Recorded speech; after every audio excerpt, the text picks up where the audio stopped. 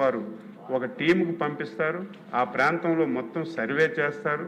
అక్కడ జెట్టి కట్టడానికి ఫీజిబిలిటీ ఉందో లేదో వాళ్ళు రిపోర్ట్ ఇస్తారు.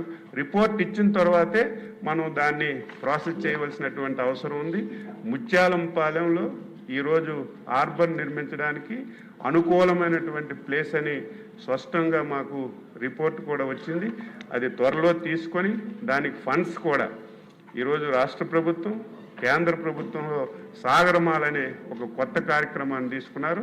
ఈ రెండింటిని టైఅప్ చేసి ముఖ్యమంత్రి గారి దృష్టిలో పెట్టి దీనికి కూడా మంజూరు చేసి వీలైనంత తొందరగా ఆ ప్రాంతంలో ఆ మత్స్యకారులకి చిరకాలంగా ఉన్నటువంటి సమస్యని పరిష్కరించడానికి ఈ రాష్ట్ర ప్రభుత్వం చిత్తశుద్ధితో పనిచేస్తుందని సభ్యుల ద్వారా ఆ ప్రాంత ప్రజలకి, రాష్ట్ర మత్స్యకారులందరికీ తెలియజేస్తున్నారు. అధ్యక్ష, రిక్వెస్ట్ అండి, ప్లీజ్ రిక్వెస్ట్ అండి, సభ్యులు కానీ మంత్రులు కానీ కొంచెం బ్రీఫ్గా తక్కువ టైంలో అర్థమయ్యేలా చెప్తే బాగుంటుంది. టైం కూడా అబ్జర్వ్ చేయండి ప్లీజ్. మరి నెక్స్ట్ క్వశ్చన్ అండి, 1167 ఆర్ఎన్బి మంత్రి గారు. అధ్యక్ష, ఏ పనుల కోసం ఒప్పందాన్ని 12/1/2017 కుదుర్చుకోవడం జరిగింది. ఈ పనిని Messrs contact syndicate private limited Hyderabad వారికి అప్పగించడం జరిగింది. మొత్తం పని విలువ 72 కోట్ల రూపాయలు, చేసిన పని విలువ 43 కోట్లు, 63% వరకు చేయడం అయింది.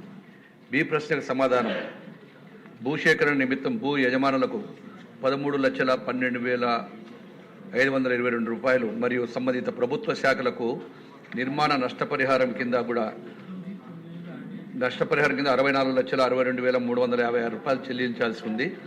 అంతే వంతెన నిర్మాణానికి వీలైనంత త్వరగా పూర్తి చేయడానికి మొత్తము 77,74,575 రూపాయలు చెల్లించాల్సి ఉంటుంది. ఇది ప్రక్రియ కొనసాగుతుంది. అధ్యక్ష, సి ప్రశ్నకు అవునండి.